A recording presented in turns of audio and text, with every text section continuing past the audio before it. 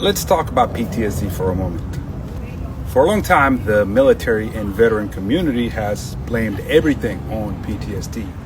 Anger, distance, isolation, trouble adjusting, disciplinary problems, domestic violence. PTSD became a label instead of a conversation. And that created two big problems. First, the military doesn't own PTSD. It became almost exclusively associated with combat and veterans. But that's part of why it's so misunderstood. That's a conversation for another day. For this episode, we'll confine this conversation just to military and veterans. So first, PTSD is not limited to combat. It can develop from a variety of events such as training accidents, contextual assault, from medical trauma, from personal loss, from events where your life just fell out of control. You don't have to be in combat for your nervous system to learn survival. And second, there's this wide debate on whether the term disorder is even accurate or appropriate. For the record, that's my personal view as well, because there's nothing disordered about a nervous system that adapted to extreme conditions. For the sake of consistency, though, we'll use the term as is. Back to it. What we're really here to talk about is physiology, a body that learns how to survive and never got the signal that it was safe again. And within military culture, especially in communities like the Marine Corps, there's another layer. Comparison starts early at boot camp. If you went to Parris Island, you had it worse than those Hollywood Marines. You had the heat, the humidity, and the sand flames. Now, if you went to San Diego, you won't hear them stop whining about the mountains, the Reaper. So you got swamps and alligators, and then you got fences and freedom birds. Same thing. So from the beginning, there's this idea that suffering is something that you compete over. Who had it worse? Who had a shittier life? Who has earned the right to be affected? If your experience doesn't look extreme enough, then it doesn't count. And that mindset historically has kept people quiet. It keeps people minimizing their own experiences. It keeps PTSD misunderstood. Because in many cases, you have a just as high risk of developing PTSD from training as you do from combat. And that brings us to SERE, because SERE is a training environment where survival is taught on purpose. And what happens after training matters just as much as the training itself. And we're not going to dive too deep into SERE. This is an introductory chapter. I need to clear something up. This episode is not about war stories. It's not about toughness. And it's not about calling anyone out, not diagnosing anyone. And I don't claim to be an expert at anything, just having a conversation. What I'm doing is just sharing observations and context and lived experiences.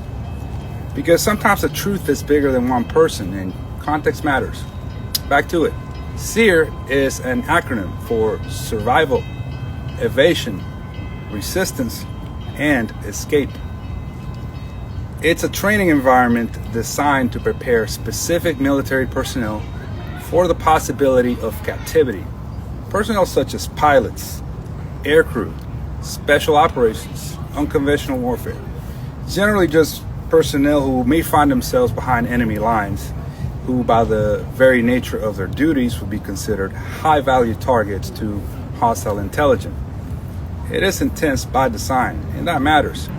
Because in the military, being in survival mode is not a flaw. It's a design feature. Fight or flight, when you've been conditioned to fight, is a tactical advantage. Aggression, violence of action, and decisiveness under pressure. These are trained on purpose. And the Marine Corps specifically, and that's the only one I have experience with, the indoctrination is designed to override hesitation. You are conditioned daily to act with violent intent, to locate, to close with, to destroy the enemy with fire and maneuver. That mindset saves lives in combat, and it takes them too. But the problem isn't survival mode. The problem is bringing people all the way back out of it. It's not as easy. Back to SERE, students generally go through SERE usually just once. Instructors and certain personnel are exposed repeatedly. And that repeated exposure matters.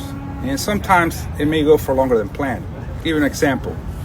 I've seen one student internalize the role just once. Years ago in 2001, just a few months before 9/11, a Marine sergeant in my unit went through SERE at the Jungle Warfare Training Center in Okinawa, good old JDub. And during the evasion phase, something clicked a little too well.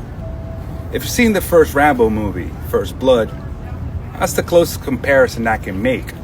Not the action hero taking helicopters bow, but the man alone being hunted, living entirely inside of survival mode. He didn't just play the role, he went full method. That evolution was supposed to be just 2 days, but this Marine was out there for almost 3 weeks. And when they brought him back, he didn't look like a Marine coming out of training. He looked feral. His beard was grown out. He had significant weight loss and his long matted hair. But he had that look in his eyes, that 1,000-yard stare. Now, this was pre 9/11. That look was rare back then. At the time, I didn't really have a language for it. I didn't call it PTSD. That was on anybody's radar. I just knew that part of him was still out there, still in the jungle, still being hunted, still believing that the threat was very real. That was a nervous system that hadn't stood down. And this is where PTSD enters the conversation, not because SERE is broken, but because the system around it often is. The military in general is very good at putting people in survival mode, but historically it has struggled to bring people fully back out of it. Reintegration is often reduced just to a questionnaire, a form you can pencil with, and everybody knows how to answer it. Just don't raise flags, don't slow the machine down, don't put a mark on yourself. Because once you do, that mark follows you. Military culture still discourages honest conversations about mental health. You don't want to be that guy. You don't want to be labeled weak. You don't want to be accused of malingering. In certain communities, such labels carry a career death sentence. And there's another layer to this. People joke that the Marine Corps is a cult, and in many ways, it is. A Marine is something you become, so it becomes your identity. And if you don't develop a strong enough identity outside of the uniform, a Marine is the only thing you'll ever be. And I've seen that. I work with enough veteran groups to see that very clearly. Some people peaked early in their 20s. And that's not a personal failure. That's a byproduct of an institution that gives you purpose, structure, identity, and belonging to extreme degrees, and then one day just takes it all away and expects you to just go back to life. Most people don't fully understand what they're signing up for. That's a deeper conversation for another day, but it matters here because PTSD doesn't just come from trauma, it comes from silence, from identity collapse, from systems that train survival but don't teach reintegration. Now, progress has been made recently, but we still have a long way to go. Until reintegration is treated with the same seriousness as preparation, we will continue to train people to survive and thrive in hell without teaching them how to go back to the real world afterwards. I'm not going to make this too long, so in the next episode I'll go more in depth into SERE and what it actually is, what it's designed to do, and why understanding trauma first is the only responsible way to talk about it. But before I go, let's circle back for a moment.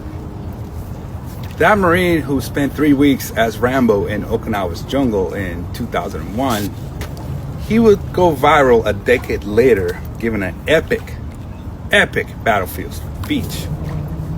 Now, who here has heard of John Glenn? Thanks for watching.